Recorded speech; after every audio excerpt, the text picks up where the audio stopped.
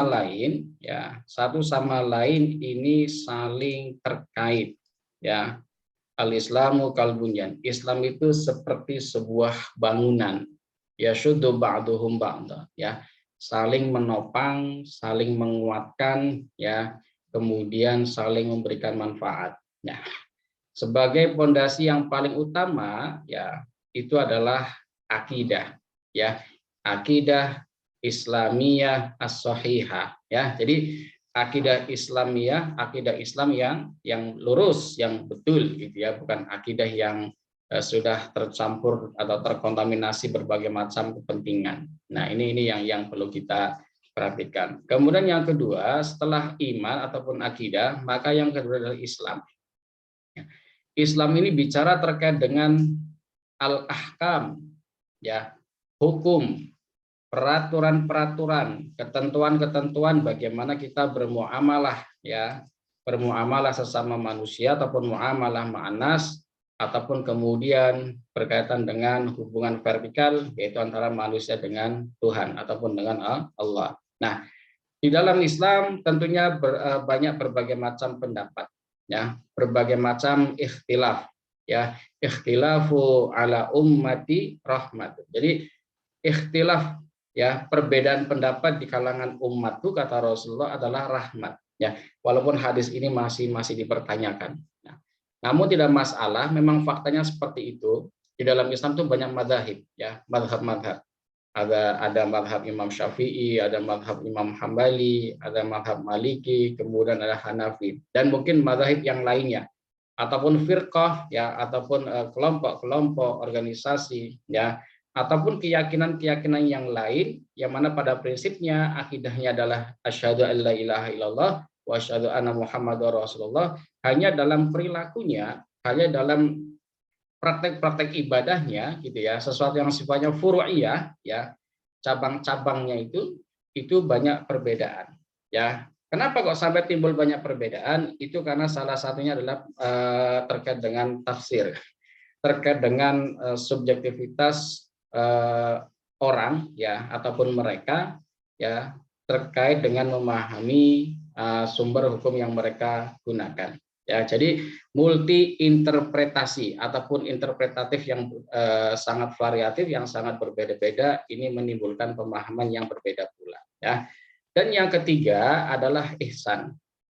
Ya, setelah iman, akidah, gitu ya, Islam, syariat, kemudian ihsan, iman, Islam, dan ihsan. Ihsan ini merupakan buah daripada aktivitas kita sebagai seorang mukmin, ya, dan juga sebagai seorang muslim.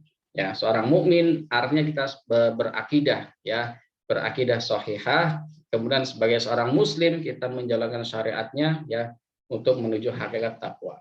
Manakala imannya betul, ya, kemudian Islamnya dijalankan dengan baik, maka akan membuahkan ihsan, ya, kebaikan-kebaikan baik sesama manusia maupun dengan hubungan antar makhluk yang lainnya, seperti dengan hayawan, dengan alam, ya, apalagi dengan sang penciptanya. Nah, jadi itulah salah beberapa prinsip yang sangat mendasar dalam Islam berkaitan dengan bagaimana kemudian kita mengimplementasikan nilai-nilai Islam. Nah, hari ini kita akan melihat, ya, setelah kita memahami prinsip ataupun hal-hal yang sangat mendasar dalam Islam, kita akan melihat kenapa kok kemudian, ya, Islam ini diprediksi akan menjadi agama yang paling besar di dunia pada tahun 2040.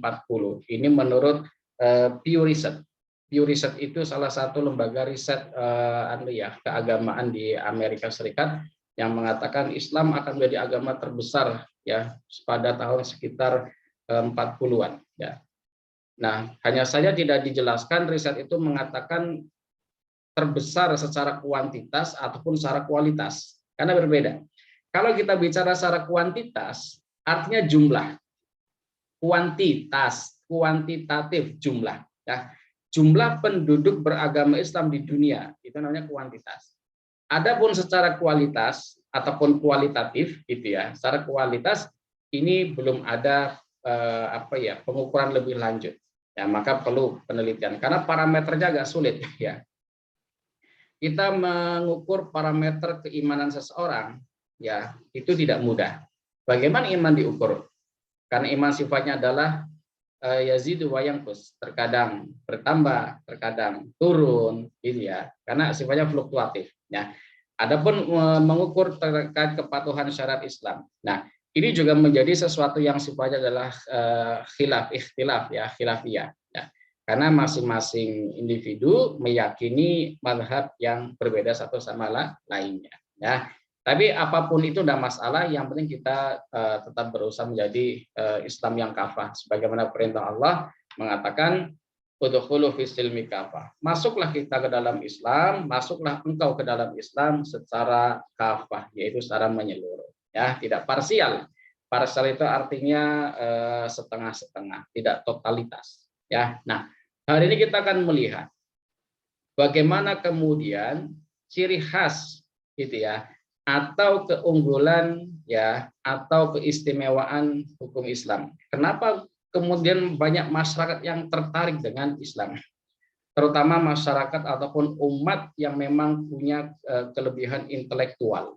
Ya, walaupun hidayah itu hak prerogatifnya Allah, namun berdasarkan gitu ya, berdasarkan pengamatan-pengamatan oleh seorang yang memang diberikan akal yang berbeda, lebih baik daripada yang lainnya, sehingga meyakini Islam itu adalah agama yang benar. Ya, kita lihat ciri khas ataupun keunggulan dan keistimewaan hukum Islam. Ya, yang pertama ciri khasnya adalah bersifat universal, al-alami. Ya, jadi Islam mau di Indonesia, mau di Malaysia, mau di Amerika, bahkan sampai kutub utara sekalipun, Islam itu sifatnya sama. Ya. Qurannya sama, dibacanya sama, gitu. Sholatnya sama, syahadatannya sama. Nah, itulah yang dikatakan kemudian Islam itu bersifat universal. Nah, ada sebuah paper ya yang sangat menarik ya. Ini saya baca tadi malam itu, ada paper yang sangat menarik. Itu pernah saya sampaikan di ujian tengah semester kemarin terkait dengan persoalan moderasi beragama. Gitu ya. Jadi paper itu makalah ilmiah yang dipresentasikan dalam forum internasional gitu ya di Indonesia. Punya kawan saya di UIN Purwokerto. Ya, dulunya ada kelas saya di FYUI, sekarang sudah jadi dosen di UIN Purwokerto. Nah, tulisannya berjudul kurang lebih seperti ini. Dari moderasi beragama kan saya tanyakan. Ya. Dari moderasi beragama, kemudian Ustadz sosmed, gitu ya, Ustadz sosmed dan lain sebagainya. Intinya dari moderasi beragama sampai dengan rekonstruksi fikih. Menarik. Ya. Jadi fikih ini akan direkonstruksi berdasarkan wilayah. Jadi ada gagasan gitu ya, yang mungkin terkesan liberal gitu ya. Ada gagasan, ada ide, ya, ada pemikiran ya untuk merekonstruksi fikih ya berlandaskan nilai-nilai moderasi beragama, nilai-nilai kerukunan umat beragama. Saya baru membaca judulnya karena saya membaca dari status WA-nya, bukan dari belum baca isi papernya. Tapi dari judul ini menarik, seakan-akan ada upaya untuk merekonstruksi. Rekonstruksi itu kan menata ulang, gitu ya, menata ulang. Sementara kalau kita memahami definisi antara syariat, ya, antara hukum Islam, ya, ini berbeda-beda makna. Kalau kita menggunakan pendapat Yasir Auda, seorang intelektual Muslim yang memang agak ke kiri ya, agak ke kiri begitu ya, agak ya ke kiri lah. Beliau mengatakan syariat itu sudah qat'i, gitu ya. Syariat itu sudah qat'i, artinya apa? Ya sudah, memang seperti itu dari Allah tuh udah seperti itu, namanya syariat gitu ya. Ya. Nah, sementara kalau namanya hukum Islam itu adalah produk pemikiran manusia. Nah, fikih ini kan maknanya adalah al-fahmu. gitu ya. Al fikhu ya huwa ya fahmul amiku ya. Jadi pemahaman yang mendalam ya kepada apa? Kepada dalil yang sifatnya adalah at-tafsil ya. Dalil yang sifatnya adalah mendalam ataupun rinci ataupun jelas. Nah, fahmun itu letaknya di aklun, di akal itu faham. Bukan di kolbun ya, bukan di famun, apalagi ainun, bukan. Mata, mulut, hati bukan. Pemahaman itu letaknya di akal. Nah, jadi upaya rekonstruksi fikih ini menarik karena ada upaya gitu, ada upaya saya bisa menyimpulkan gitu, walaupun salah sebenarnya. Tidak boleh menyimpulkan hanya dari judul gitu ya. Tapi dari apa ya? Dari beberapa pemikiran sebelumnya gitu ya. Memang agak mengarah ke sana ya. Artinya fikih yang selama ini kita anut ini ada ide gagasan untuk memperbaharui dan berbasis local wisdom. Wah, ini berat lagi nih kajiannya nih, S3 ini kalau seperti ini ya. Karena beliau sedang S3 gitu ya. Kajiannya seperti itu. Ide gagasan untuk merekonstruksi. Dulu kawan saya satu kelas, satu angkatan di syariah juga, di FYI juga, di hukum Islam juga ya. Punya ide gagasan ketika dia melanjutkan S3 di Malaysia. Gagasan idenya adalah gagasannya adalah al-fiqhu ya ala Indonesia. Jadi fikih ala Indonesia.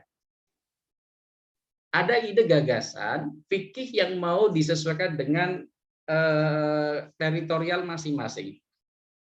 Saya tidak tahu latar belakangnya apa. Mungkin karena faktor al-adah ya, faktor adat yang berbeda-beda satu sama lain ya. Yang jelas saya tidak melihat apa ya perkembangan kemudian apakah itu dituangkan dalam sebuah disertasinya atau tidak, saya kurang tahu. Nah, yang tadi rekonstruksi fikih ini latar belakangnya adalah moderasi beragama. Ya. Moderasi beragama ini kan kalau orang yang mengatakan ini adalah produk daripada mengkaburkan nilai-nilai Islam yang memaksakan Islam itu harus menyesuaikan diri dengan situasi dan kondisi umat, ya ini kan pernah saya sampaikan ini terbalik. Umat masyarakat sikon yang harusnya menyesuaikan dengan ketentuan syariat. Ya, bayangkan kalau kemudian fikih itu direkonstruksi, fikih itu ditata ulang, ya. Kemudian ada fikih Indonesia, ada fikih Malaysia, ada fikih Amerika, gitu kan? Sebenarnya tidak perlu direkonstruksi karena qawaidul fiqhiyah, kaidah-kaidahnya itu sudah ada. Tinggal kemudian implementasinya disesuaikan dengan situasi yang ada saat ini. Kenapa kok saya membatasi di situ? Karena ya pemikiran ulama terdahulu, ulama salafi, ini saya katakan cenderung ya cenderung ada kemurnian, baik kemurnian akidah ataupun kemurnian syariat. Karena tidak ada tendensi untuk saya NU, saya Muhammadiyah, saya madhab AB, tidak ada. Cenderung berpikir untuk bagaimana Islam itu implementatif. Nah, tidak apa-apa lah saudara S1 gitu ya, masih S1 tapi di semester awal kita berikan istilah-istilah yang cukup tinggi ya supaya terbiasa dengan kajian ilmiah. Maka ketika Islam akan dibuat parsial, fikih itu akan dibuat sesuai dengan konteks ya, konteks kedaerahan, kewilayahan. Ini akan menjadi persoalan. Kemarin paper saya dikritik sama dokter siapa dari Malaysia itu. Kalau mau meneliti proposal riset itu kan, kalau mau meneliti itu ya disesuaikan dengan apa namanya, saya mau meneliti terkait dengan implementasi hukum Islam dalam konsep taknin ya. Jadi taknin itu kan apa ya, peraturan perundang-undangan yang disarikan, yang diambil dari ketentuan syariat Islam, contohnya hukum nikah. Nah, di situ saya dikritik, bahkan ditolak paper saya karena saya tidak membatasi daerah atau negara. Ya, saya padahal sudah membatasi antara Indonesia dengan Malaysia. Tapi beliau meminta kamu harus fokus mau fikih daerah mana, provinsi mana, fikih provinsi Sumatera, Jawa atau apa. Ya, no comment saya. Jadi seperti itu. Ada pemikiran-pemikiran yang memang progresif gitu ya, maju, berkembang, tetapi jangan sampai meninggalkan akar. Ya, karena ada sebuah adagium yang menyebutkan begini. Thariqatus salaf aslam. Ya, wa thariqatul khalaf afham. Apa? Jadi metode pemikiran salaf tradisional terdahulu gitu ya, itu lebih selamat. Karena apa? Terbebas dari tendensi, terbebas dari berbagai macam kepentingan. Sehingga dikatakan aslam lebih selamat. Berbeda dengan thariqatul khalaf. Apa? Thariqatul khalaf ya saat ini kekinian dan yang akan datang ini cenderung lebih pada pemahaman, afham, lebih pada pemahaman. Tapi it's okay, tidak masalah ya. Ini kajian-kajian keilmuan yang harus kita apresiasi ya, yang tidak mudah untuk diimplementasikan di tengah masyarakat. Ya, ini untuk menambah pengetahuan saja ya. Ini baru kita bicara terkait dengan al-fiqhu ya. Fikih itu ataupun hukum Islam sifatnya universal. Jadi Islam mau dibawa kemanapun sama ya. Perbedaan pendapat itu biasa karena terkait dengan sumber yang dipakai terkadang juga berbeda, interpretatif. Ya. Jadi interpretasinya, pemahamannya berbeda. Ya, baik. Paham ya sampai sini ya? Oke. Yang kedua, mengandung nilai-nilai kemanusiaan. Kalau ada orang yang mengatakan begini, Islam itu kejam. Ya. Kayak lagunya itu apa? Lagunya Agnes Monica. Takdir memang kejam gitu ya. Tak mengenal perasaan. Jadi kalau kita bicara nilai kemanusiaan, Islam sudah lebih dahulu mengeluarkan fakta integritas ataupun piagam Madinah. Sebelum adanya HAM, hak asasi manusia, HAM, semuanya atas nama HAM. Tidak bisa.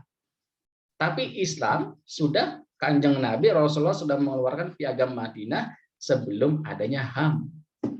HAM itu kan produk Barat, Mas. Ya, ini melanggar HAM.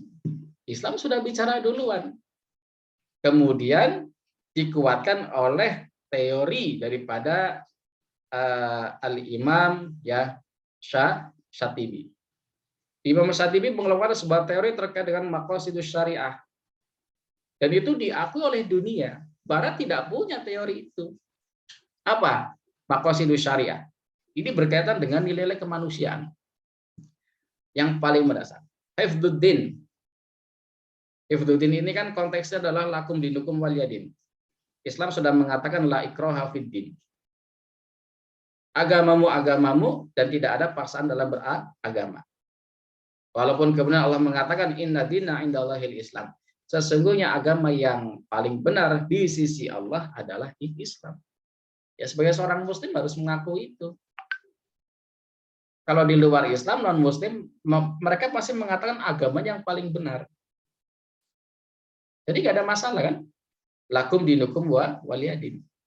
Nah, jelas sampai di situ. Nah, kemudian yang kedua, ya, hifdzun nafsi, menjaga kehidupan, nyawa. Itu maqasidus syariahnya sudah berbunyi seperti itu. Ya, itu teori dari Imam Syatibi itu. Pemikiran yang luar biasa zaman-zaman sebelum sekarang ini sudah berpikir sampai ke sana dan sangat implementatif untuk saat ini bahkan yang akan datang. Nyawa itu bukan mainan. Siapa kalau kita bicara HAM yang paling banyak melanggar HAM? Amerika. Iya dah. mereka menginvasi Irak, ya. Irak dihancurkan, diporak-porandakan, ya. Kemudian mana lagi, dunia Timur Tengah diadu domba segala macam. Ada kepentingan yang sangat besar di situ. Kepentingannya tidak hanya untuk menghancurkan Islam, menghancurkan sejarah-sejarah Islam, ya, tapi ada kepentingan ekonomi, yaitu menguasai minyak bumi. Ya, bagaimana Libya sekarang tidak jelas. Ya, bagaimana Irak yang sekarang agak berani, ini Iran karena maju, pemikirannya juga maju. Dan Iran maju itu salah satunya adalah karena keilmuannya, yaitu mereka tidak tabu dengan ilmu filsafat. Ya, filsafat itu apa? Kerangka berpikir. Ya, walaupun mereka dikatakan Syiah gitu ya. Syiah itu kan macam-macam ya, jangan dipahami Syiah saja, tidak ya. Juga macam-macam. Ya.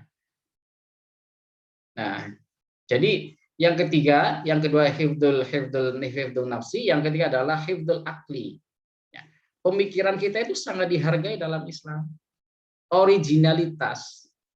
Akal itu punya daya, ya, punya kemampuan. Karena dalam Islam sendiri terkait dengan masadirul ahkam, terkait dengan dalil, ada yang sifatnya dalilul akli wa dalilun nakli. Jadi dalil itu ada yang sumbernya memang betul nakli itu dari Allah gitu ya, syariat, ada yang memang berlandaskan pada akal, aklun. Allah mengatakan afala ta'qilun. Nah, itu yang kedua. Ya, jadi kalau kita bicara aspek nilai kemanusiaan, Islam sudah terlebih dahulu bicara HAM. Yang keempat, hifdzun nasali, menjaga keturunan. Kenapa dalam Islam itu ada nikah? Bukan kumpul sapi, bukan kumpul kebo. Ya, bukan namanya inseminasi buatan, bukan namanya apa bayi tabung dan lain sebagainya. Karena untuk menjaga nasab. Anak itu kalau di Indonesia sendiri, kalau nasabnya tidak jelas, terutama ayahnya tidak jelas, ataupun anak yang lahir dari perbuatan haram orang tuanya, ya karena tidak ada anak yang haram adalah perbuatan orang tuanya, ya misalkan karena perzinahan, melahirkan anak. Ya. Islam sudah mengatur itu melalui pernikahan yang sah. Karena terkait dengan pernikahan yang sah ini akan menjaga kehormatan para pihak, termasuk sampai nanti warisnya pun diperhatikan. Anak yang tidak punya apa ya hasil dari perkawinan yang tidak sah, dia tidak punya nasab kepada ayahnya. Itu hukum Islam dan hukum undang-undang Indonesia seperti itu. Dia hanya punya nasab, punya garis keturunan pada ibunya, maka tidak berhak atas waris dari ayahnya. Itu bahayanya. Dan ketika menikah nanti, dia harus pakai wali hakim. Ya, anak tidak salah, Mas. Saya pernah mengatakan, kullu mauludin yuladu 'alal fitrah fa abawahu yuhawidani aw yunasrani aw yumajisani. Setiap anak yang lahir itu dalam keadaan fitrah, baik fitrah akidahnya ya ataupun fitrah dari aspek kedudukan dia sebagai manusia. Tidak ada yang membawa dosa turunan, tidak ada. Jadi tidak ada istilah anak haram. Ya. Islam sudah bicara itu, maka itu secara. Dan yang kelima hifdzul mal. Harta itu bondo ya dalam Islam itu sangat-sangat dijaga. Tidak sembarangan karena Islam mengatakan ya setiap yang kita dapatkan akan dimintai pertanggungjawabannya. Dan setiap yang ada pada kita harta itu adalah sebenarnya titipan.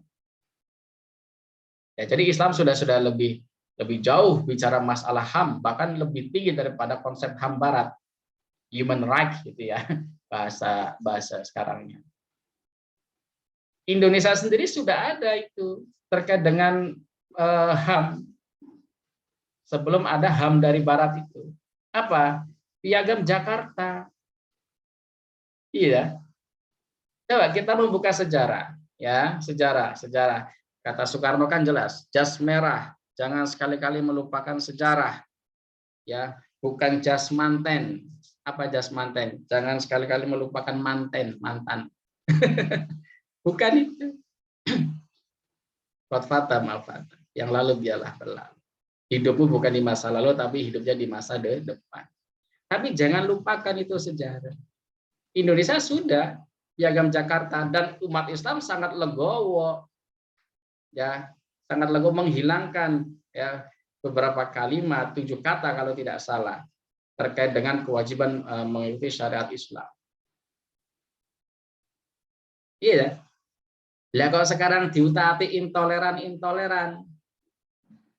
Dan itu uniknya yang ngomong seperti itu adalah orang-orang Islam itu sendiri karena dia tidak paham sejarah atau paham sejarah karena dia punya misi yang tidak baik. Mengatasnamakan budaya, mengatasnamakan Indonesia. Ya kan? Islam ya Islam, Mas, saya katakan. Tidak ada Islam Indonesia, tidak ada Islam Arab Saudi, tidak ada Islam Amerika, tidak ada. Islam ya Islam. Tidak ada Islam NU, tidak ada Islam Muhammadiyah, tidak ada. Ya. Jadi stoplah kita mempermasalahkan masalah ormas. Ya. Islam ya Islam. Kalau sudah perilakunya sudah keluar dari Islam, ya, misalkan seperti yang kemarin yang katanya guru ngaji ternyata bukan tujuh santri yang digagahi. Ternyata ada 11, yang 7 itu melahirkan 9 gitu ya. Ada berita yang menyebutkan ternyata dia ini Syiah gitu. Yang menghalalkan namanya nikah mut'ah. Lah di mana mut'ahnya? Saya juga tidak tahu itu Syiah betul atau tidak. Jadi kalau sudah melenceng perilaku syariat dalam Islam, itu bukan Islam lagi tapi sempalan. Kalau sempalan sudah seharusnya membentuk agama sendiri. Islam itu sholihun likulli zamanin wa makanin. Jadi Islam itu akan implementatif ya di setiap waktu dan tempat. Maka tidak perlu ada gagasan rekonstruksi fikih ya. Kalau saya tidak perlu. Kita menjaga kemurnian Islam. Ya. Apalagi dengan moderasi agama. Moderasi agama ini kan produk Kementerian Agama Indonesia. Islam itu sudah jelas. Iya. Kalau ada yang salah, karena oknum, bukan Islamnya, oknumnya. Bisa jadi dia sangat paham dengan Islam, tapi kemudian memisahkan, ada yang dipisahkan. Bisa jadi dia tidak paham dengan Islam, hanya memahami kulitnya saja, tidak memahami dagingnya, bijinya. Ini bahaya, paham-paham yang seperti itu. Ya. Jadi kita Islam sudah sangat maju. Ya, lebih maju dari semua agama yang ada di dunia ini. Ya. Yang ketiga, menjadikan manusia sebagai orientasi atau objek kajiannya. Jelas. Islam tidak mengatur pernikahan antara manusia dengan hewan. Iya dah. Islam mengatur adalah pernikahan antar sesama manusia. Itu pun laki-laki dengan perempuan. Kemarin pimpinan saya cerita itu nggak tahu melihat secara langsung atau tidak gitu ya. Dia cerita di samping saya sambil kita ngobrol di ruang kerja itu ya hiburan lah. Cerita ada pernikahan gay, gitu ya, ada pernikahan gay laki-laki dengan laki-laki. Yang satu memakai jas selayaknya laki-laki gagah gitu ya. Ganteng kata beliau.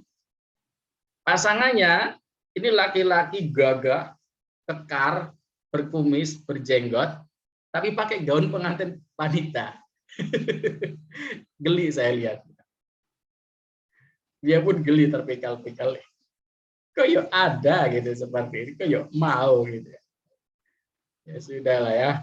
Nah, yang dikaji itu manusia, perilaku manusia, ya, cara ibadahnya, ya, cara muamalahnya, itu diatur dalam Islam. Islam tidak mengatur hewan,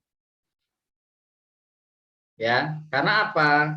Manusia ini merupakan khairun nas gitu kan. Jadi sebaik-baik manusia, ataupun nanti kemudian ahsanu takwim, ya, ciptaan yang paling sempurna adalah manusia.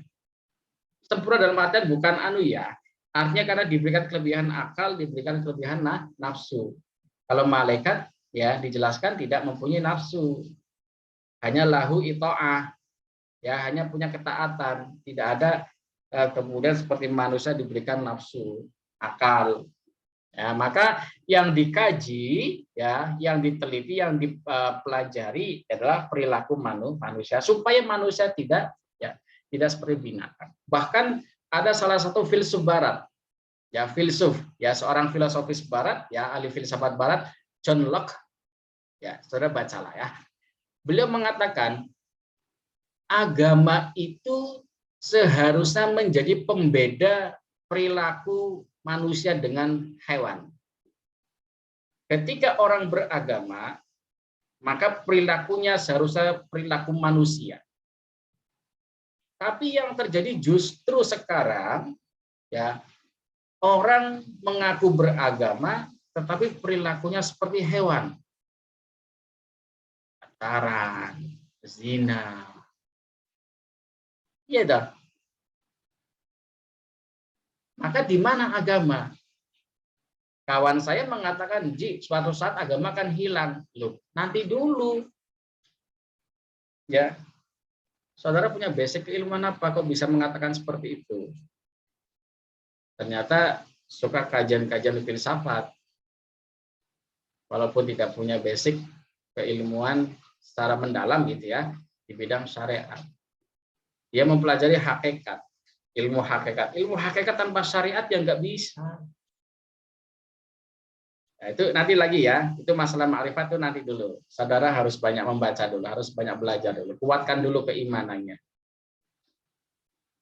Kalau bicara hakikat kok tanpa syariat ya nggak bisa. Contohnya bagaimana atau hakikat tanpa syariat? Ya, hakikatnya saya yakin Allah itu ada, itu hakikatnya Allah ada. Tapi kan iman tidak hanya sekedar tasdiku bil qalbi kan, walakin at-taqriru bilisani wal af'al bil arkan. Itu iman, meyakini dengan sepenuh hati, ya, diucapkan secara lisan asyhadu an la ilaha illallah wa asyhadu anna muhammadar rasulullah, wal af'al bil arkan, mengerjakan perintah-perintahnya sesuai dengan rukun-rukunnya, syariatnya di situ. Jadi nggak bisa sholat kok nitip, nggak bisa, syariatnya dari mana. Nah, jadi jangan bicara ma'rifat, jangan bicara hakikat kalau tidak dibarengi dengan syariat. Nah, oke.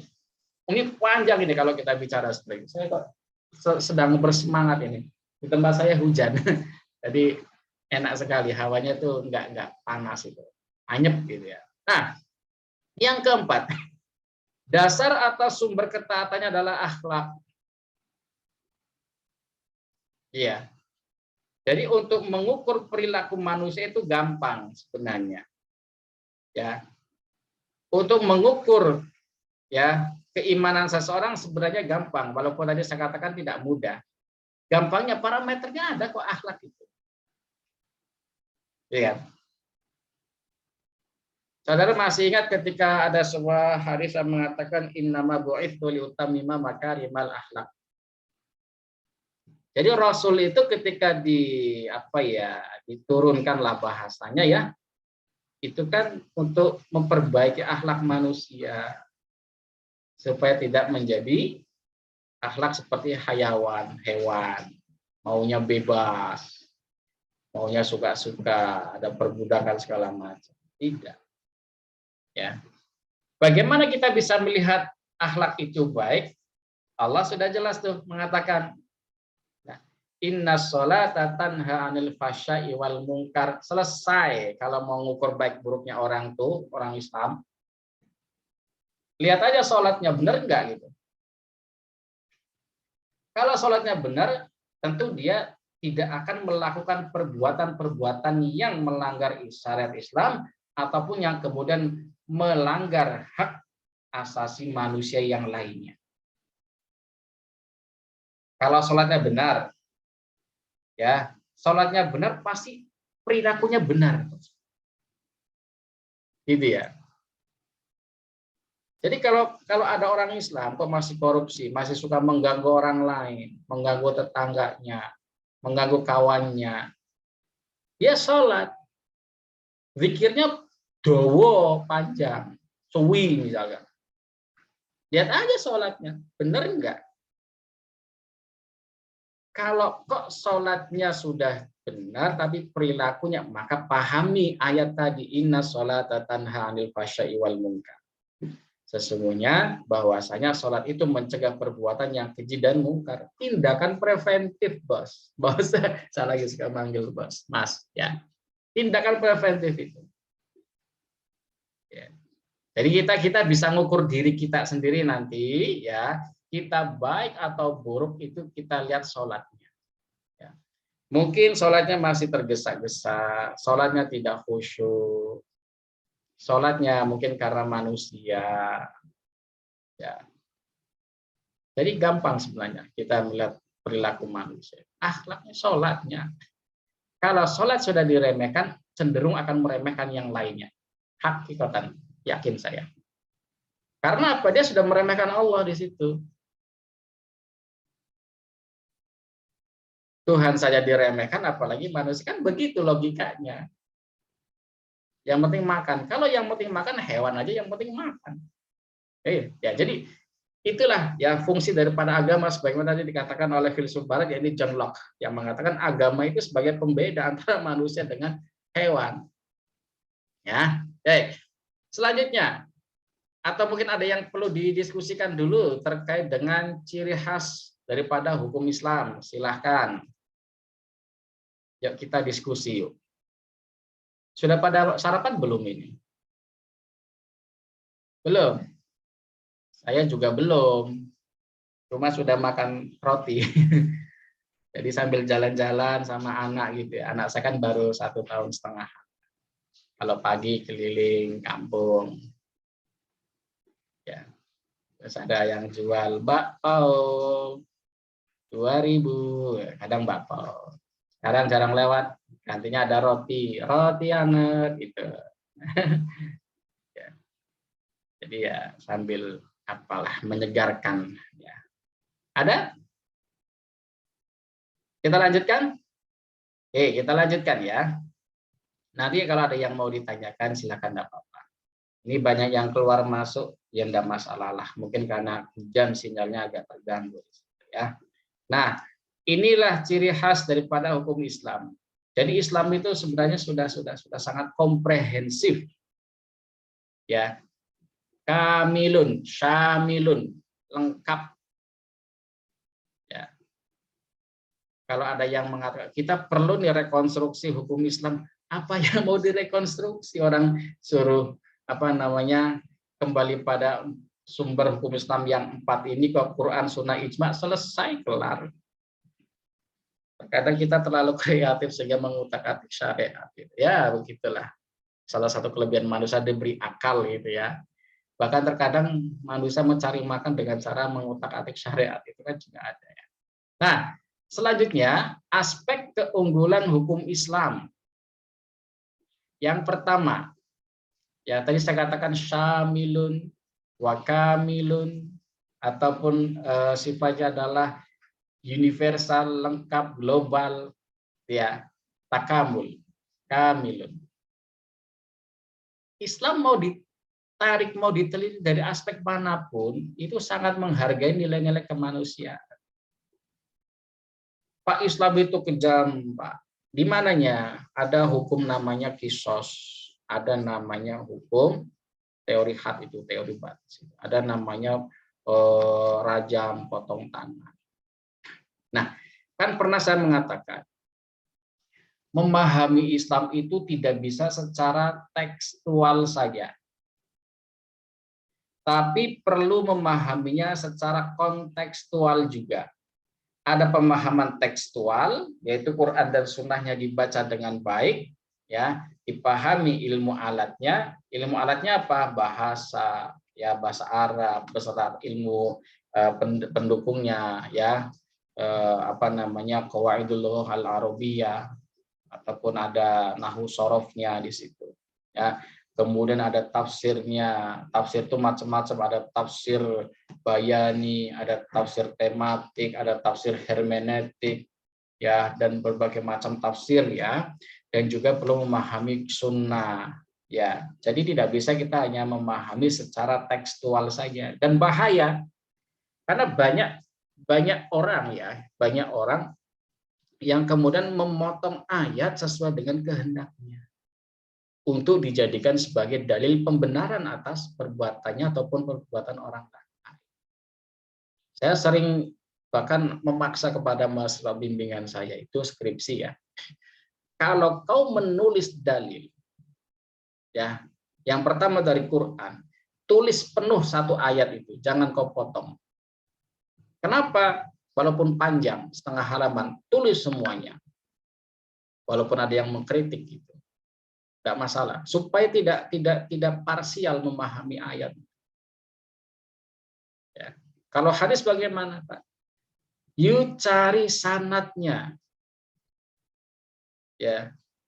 You cari matannya. Saya bilang seperti itu. Jangan misalkan, ya, ada sebagian yang mengatakan la yasroban ahadukum qaiman walaupun dhaif itu. Kalau memang dhaif, lemah, tulis sanadnya, matanya. Ya. An itu harus tahu. Tulis lengkap. Nah, supaya apa? Supaya mendapatkan pemahaman ataupun redaksi yang utuh. Jangan sampai kita copy paste, apalagi di WA, di Facebook, Twitter, terus apalagi Instagram itu, ya. Kita copy paste sana, kirim sini. Nah, sehingga sampai ada sebuah lelucon untuk mengatakan begini. Kata CEO daripada Facebook itu, Mark Zuckerberg, gitu. Saya nyebutnya susah nyebutnya, Mark gitu. Beliau mengatakan, nggak tahu benar atau tidak, ya. Stop berdoa di Facebook, kata dia. Karena saya bukan Tuhan. Dia sendiri mengatakan seperti itu. Ya, ya sudah, nggak perlu kita berdoa. Karena kita ya latah itu, ya. Ya silahkanlah. Jadi Islam itu sifatnya sudah tadi saya katakan syamilun kamilun, ya. Sudah selesai, qat'iyun wasolihun likulli zamanin wa makanin. Selesai, tuntas, bulat, ya. Kalau ada aspek-aspek yang memang itu kontemporer, persoalan-persoalan yang saat ini yang mendatang, walaupun tidak secara spesifik disebutkan dalam Quran maupun Sunnah, maka disitulah namanya letaknya adanya fikih, al-fahmu. Fahmu itu dasarnya adalah dalil yang sifatnya tasrif. Dalil yang apa? Dalil yang rinci. Ada kok, ya, ayat secara yang global menjelaskan terkait dengan muamalah itu ada banyak. Walaupun tidak disebutkan, misalkan Pak bagaimana menggunakan handphone, hukum menggunakan handphone, hukum membawa handphone ke dalam PC, sementara handphone itu ada aplikasi Qur'annya. Nah, di Quran tidak ada kalau saudara mengatakan redaksi yang apa ya bunyinya itu apa hukum membawa handphone, nggak ada. Tapi di situ ada hal-hal yang tidak menyebutkan secara spesifik, tapi terkait dengan perilaku itu ada. Akhlak, nilai, value ada di situ. Ya, ya. Yang kedua, ya, hukum Islam itu sifatnya adalah wasatiyah, tawazun. Khairul umuri awsatuha. Kan begitu. Sebaik-baik perkara adalah yang tengah. Maksudnya apa? Tadi saya katakan al-Islamu sholihun likulli zamanin wa makan. Islam itu mau diterapkan dimanapun, mau di kapanpun, dimanapun, tetap harmonis aja, nggak ada masalah. Yang mempersoalkan adalah memang orang-orang yang alergi dengan Islam, tidak suka dengan Islam. Bahkan terkadang yang mengaku agamanya Islam sendiri. Kalau orang Islam yang sudah tidak suka dengan Islam, biasanya ada kepentingan di situ. Apa kepentingannya? Ya secara umum kepentingannya adalah duniawi. Gitu ya. Tapi yang sudah merasa Islam betul tidak perlu menyalahkan orang yang lainnya. Kan begitu, enak. Ya kita cobalah menggunakan filosofi padi. Gitu ya. Padi kan ketika dia belum tumbuh padinya itu, dia kan berdiri tegak. Semakin ada padinya, dia akan semakin menunduk. Semakin padinya banyak, semakin usianya tua, katakanlah sudah sampai 3 bulan, karena 4 bulan panen gitu, dia semakin menunduk padi itu. Manusia harus seperti itu. Semakin berisi, entah itu keilmuannya, ya, ataupun semakin banyak aspek duniawinya, sudah saatnya dia merendah. Cuma terkadang sifat manusiawi kemaruknya tuh di situ ada. Kemaruk itu apa ya? Kemaruk itu rakus. Ya, sudah diberikan berbagai macam kenikmatan, masih aja korupsi, masih aja mencari celah. Nah, perilaku yang seperti inilah yang dikatakan tidak mengundang keberkahan. Banyak hartanya, tapi tidak dapat menikmati. Gitu ya. Mungkin dari aspek kesehatannya mulai berkurang. Kan seharusnya tuh enak tuh, kalau sudah semakin sepuh, semakin tua itu berpikirnya, wah sudah, ya. Dalam kontestasi politik di kampung saya sampaikan begini. Yang tua sudahlah parkir dulu, jangan nyalon-nyalon lagi jadi kepala daerah. Ini saatnya yang muda. Zamannya zaman yang muda. Kenapa? Pemikirannya sudah berbeda. Tapi yang sepuh-sepuh ini sebagai pengayom. Dia karena sudah punya pengalaman hidup, mengayomi, mengarahkan yang muda sebagai dewan penasehat. Jadi seperti itu. Jadi ada harmonisasi gitu. Ya. Ini 10 tahun ini saudara yang akan memegang kepemimpinan di aspek manapun gitu. 10 tahun kemudian. Saudara pegang kata-kata saya ya. 10 tahun kemudian saudara akan jadi orang. Kalau yang belum jadi, Pak, ya kita tidak bisa melihat masa depan, tetapi bisa menyiapkan masa depan. Gitu ya. Maka perlu ada perencanaan. Yuk semester 1 apa yang mau mungkin pernah saya sampaikan di pertemuan awal ya, ketika dengan Prof. Amir ya. Perlu ada perencanaan, ada tangga, ada step gitu. Ya, akan apa, bagaimana dan seterusnya. Nah, baik. Kita jadi kemana-mana ya. Yang ketiga, Islam itu progresif, harokah, bergerak, dinamis. Ya, ya berkembang. Tapi walaupun demikian, tadi saya katakan begini, Islam itu solihun likuli zamanin wa makan. Itu yang dikatakan namanya Islam implementatif, Islam itu harokah, ya. Islam itu dinamis, Islam itu enggak kolot, Mas, Mbak. Ya. Oh, kenapa sih kok pakai celana jin aja dipersoalkan, kolot amat begitu ya kadang. Karena dia tidak memahami hakikat kemuliaan manusianya. Maaf mungkin bagi perempuan ya. Kenapa sih kok harus pakai jilbab? Ya, misalkan. Kenapa sih nggak boleh pakai baju yang ketat? Mungkin karena belum memahami hakikat mulianya wanita itu, mungkin di situ. Ya. Sehingga mengatakan Islam itu banyakkan aturan gitu ya. Tidak. Kenapa kok laki-laki misalkan ya, laki-laki diberikan hak untuk langsung menikah setelah berpisah ataupun setelah cerai, meninggal ataupun cerai pisah. Sementara perempuan harus menunggu masa iddah itu. Salah satu kuru, ada kuru itu maknanya ada 3 kali haid, ada 3 bulan. Gitu ya.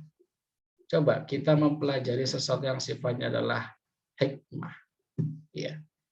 Hikmah itu ya tidak terlihat, hanya bisa diandai-andai, dirasakan begitu. Maka kita memang perlu mempelajari dengan secara kontekstual juga. Maka ya Islam itu sifatnya adalah harokat, moving, bergerak, dinamik, ya dinamis dan juga terus berkembang. Jadi tidak ada istilah Islam kolot.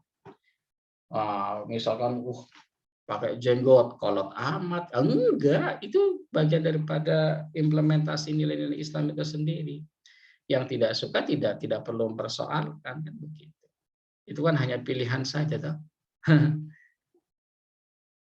Ya, saya kadang saya cukur apa ya. Bukan berarti mengingkari sunnah, tidak. Ya. Jadi enak itu kita tuh memahami fikih, memahami Islam itu dengan ilmu, itu enak itu. Kita tidak akan merasa terkekang gitu ya. Karena nilai-nilai ketuhanan, nilai-nilai keimanan, kemanusiaan ya, hablum minallah wa hablum minannas dalam konteks yang lebih umum itu sudah ada semuanya. Hanya saja terkadang kita yang membatasi diri ya. Baik. Yang ke selanjutnya ya, keistimewaannya ini terakhir ini, kita nggak lama insyaallah. Yang pertama, al-Islamu sahlun walakin la tusahhil. Islam itu mudah, tapi jangan kau permudah. Ini ya. Maksudnya apa? Gampang ke. Meremehkan tidak boleh. Kenapa kau tidak boleh? Karena ada namanya fikih di situ. Fikih jelas, kaidahnya banyak sekali. Misalkan ya, al-masyaqqatu tajlibut taisir. Ya, masyaqqah. Kesulitan-kesulitan itu harus dihindari. Ya, kemudian ya, ad-dararu yuzal. Ya. Jadi kemudorotan itu harus dihilangkan. Itu sudah. Hanya implementasinya dalam hal apa dulu? Dalam Islam ketika dalam konteks ibadah itu ada namanya rukhsah. Ya, Islam mengajarkan itu ada namanya rukhsah. Nah, maka tidak benar kalau Islam itu dikatakan saklek, Islam itu kaku, Islam itu keras, tidak. Islam itu sangat layin, sangat latif, sangat fleksibel, sangat lembut. Gitu ya. Tapi ada yang menilai dari aspek penyembelihannya pun, Islam kok kejam amat ya, gitu ya, dijagal segala macam. Kenapa nggak pakai stunning aja, dipingsan? Ternyata penelitian ilmiah mengatakan berbeda. Kalau sapi yang di stunning, di strum pingsan, darah tidak mengalir dengan baik, tidak ada kebersihan. Tapi ketika misalkan dijagal, jatuh, kemudian sapi meronta-ronta, ketika disembelih, darah memompa terus. Dan ternyata tidak ada namanya kesakitan di sapi ketika dijagal. Itu peneliti dari Jepang itu yang mengatakan, dari Barat malah, Australia, karena sapi Australia kan penghasil daging sapi. Ya. Bahkan air itu pun ketika kita bacakan dengan kalimat-kalimat thayyibah, salah satunya adalah bismillah, itu akan menimbulkan partikel-partikel baik. Dan sebaliknya ketika kita mengata-ngatai air itu tidak baik, dia akan menimbulkan partikel yang tidak baik juga. Nah, itu sebagai contoh hikmah, ya, hikmah dalam konteks sesuatu yang ilmiah yang berlandaskan pada Quran dan Sunnah. Nah, jadi kemudaratan itu harus dihilangkan, tapi bukan berarti ya ini untuk ta'awanu ala syarri, tolong menolong dalam keburukan. Perintahnya kan jelas, ta'awanu 'alal birri wat taqwa. Tolong menolonglah kalian dalam kebaikan dan takwa. Bukan 'ala syarri, ya, dalam keburukan, saling membantu korupsi. Ya. Jadi Islam itu sangat ya tadi sebenarnya kita memahami itu indah sebenarnya. Hanya kita manusia yang tidak memahaminya dengan baik. Nah, sesuai dengan akal dan logika yang benar. Tadi saya contohkan beberapa hal. Ya.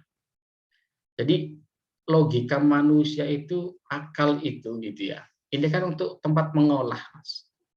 Ya, tempat mengolah. Contohnya begini. Ini saya pegang mouse ya, mouse.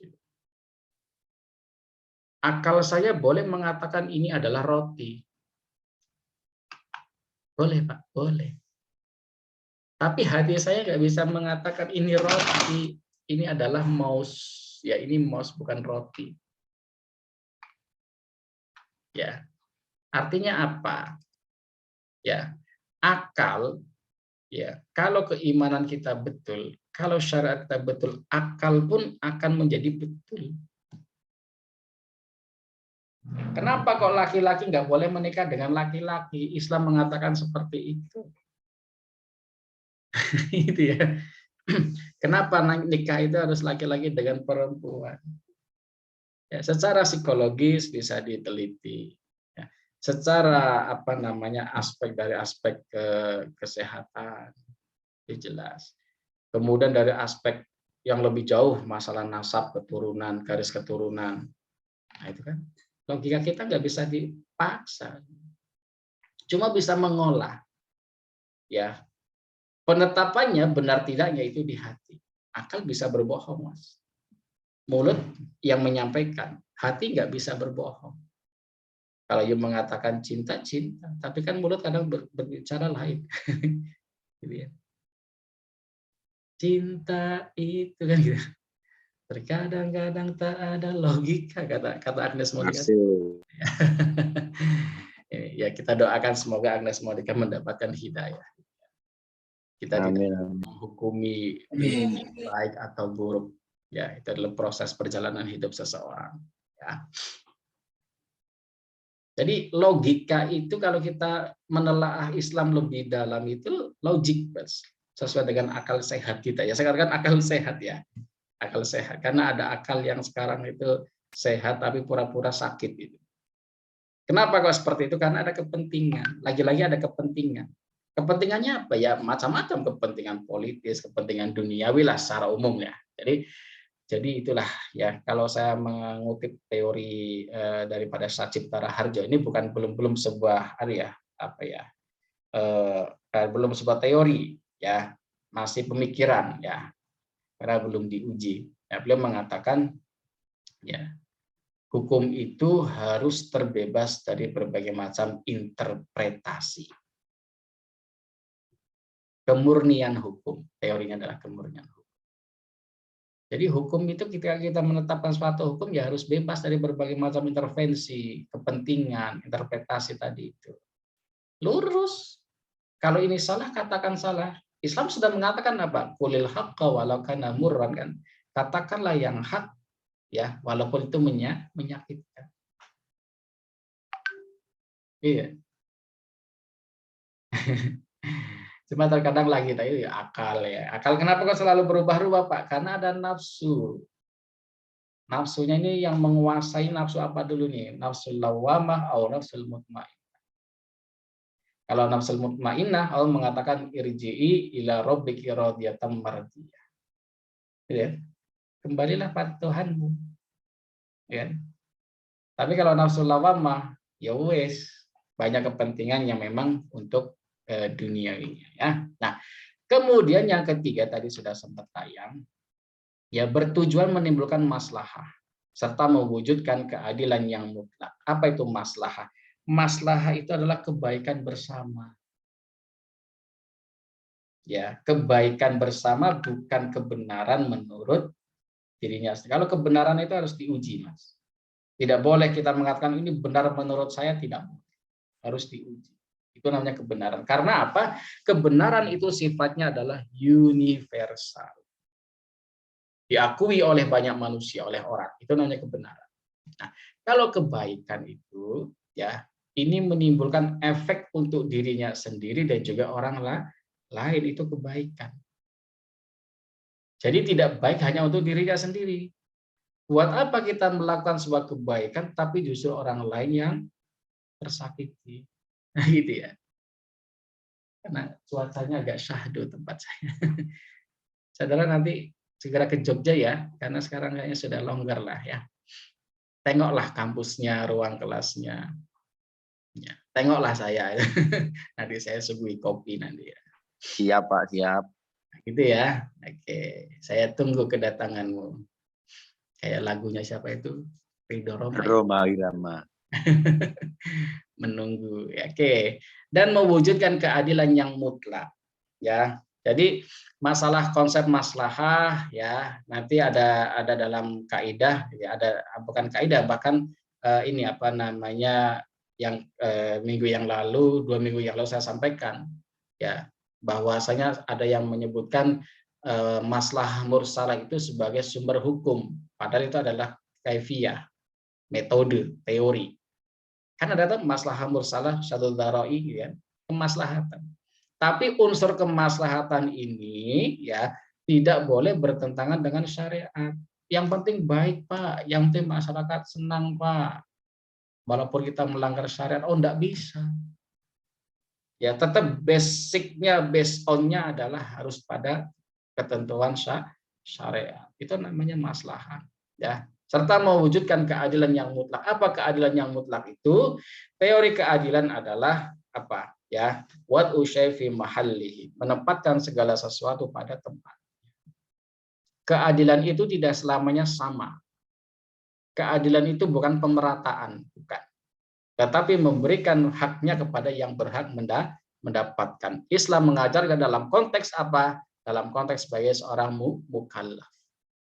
Ini ada adil itu, Allah tuh udah menerapkan itu. Ini masih anak kecil ini, gitu kan? Anak kecil belum balik, dia belum mukallaf, tapi dia sudah sholat, maka lahu jazaun. Allah memberikan pahala, ya, gitu kan? Oh ini sudah dewasa, ini sudah mukallaf, ya, dia sholat, maka pahalanya berlipat dibandingkan yang apa tadi yang belum mukallaf, karena dia sudah tahu hukum. Coba persoalannya terkadang sekarang kita tahu hukum, tapi kita melanggar hukum, bahkan mencari celah untuk mengakali hukum. Inilah salah satu ciri orang yang apa ya tidak amanah ataupun munafik. Ya, dan ya yang terakhir ya menginginkan tawazun. Ya, jadi konsep antara dasain, pernah dengar dasain dan dasolen? Ya, jadi antara teori ya dasain itu teori dan dasolen ya dan fakta ini meskipun terkadang tidak selamanya sejalan, tapi Islam mengajarkan namanya keseimbangan, tawazun. Ya, ada siang, ada malam, ada baik, ada buruk. Ya, tapi tidak bisa kemudian kita memasrahkan semuanya pada Allah. Ya, sabar, pasrah tidak. Kita harus ada namanya pergerakan. Ya, jadi Islam itu menginginkan keseimbangan. Ya, misalkan dalam apa ya lingkungan lah ada namanya bagaimana kemudian menurut teorinya Yusuf Qaradawi beliau melengkapi daripada apa yang sudah disampaikan oleh Imam Syatibi yaitu hifdzuddin, hifdzul nafsi, hifdzul nasali wa hifdzul mali wa hifdzul akli. Beliau menambahkan hifdzul bi'ah. Hifdzul bi'ah. Jadi beliau Yusuf Al-Qaradawi ulama kontemporer menambahkan ada tuh namanya hifdzul bi'ah. Apa hifdzul bi'ah? Menjaga lingkungan. Maka ada fikih lingkungan. Supaya apa? Supaya ada namanya tawazun, ada keseimbangan itu. Jangan hutan kau tebang semua, nanti banjir. Karena hutan itu fungsinya untuk menyerap air yang turun, tanaman segala macam, menjaga keseimbangan alam. Ya, sungai jangan kau jadikan tempat sampah karena akan merusak lingkungan, menghambat air, menimbulkan apa namanya banjir, kemudian juga menimbulkan nyamuk-nyamuk penyakit yang lain. Jangan kau tebang hutan, ya. Ya, sekarang kan banyak. Ya, saya pernah diminta nulis sama kolega itu ya. Bahkan dia bukan dosen fakultas agama. Beliau dosen teknik industri. Doktor ya, teknik industri, beliau di ini dosen di tekstil ya. Dosen tekstil industri. Kolega saya, senior saya, beliau, ayo Pak Rozi kita nulis buku fikih lingkungan. Oh, menarik. Yang di luar keilmuannya, tapi dia memang mengimplementasikan nilai-nilai Islam, bagaimana menjaga lingkungan. Kalau nyuci tekstil itu jangan di sungai, gitu ya.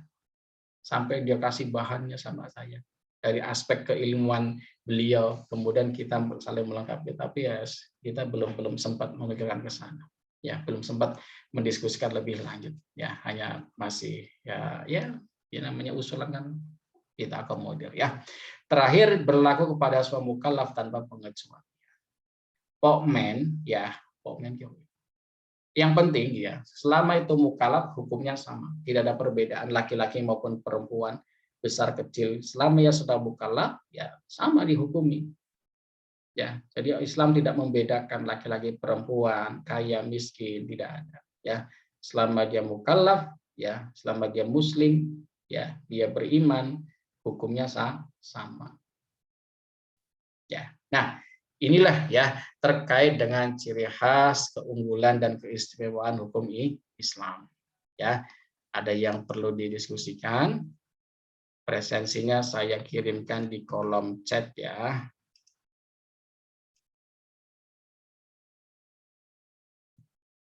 Oke, ingat hari ini pertemuan yang ke-9. Ya. Pertemuan selanjutnya, pertemuan tambahan ya.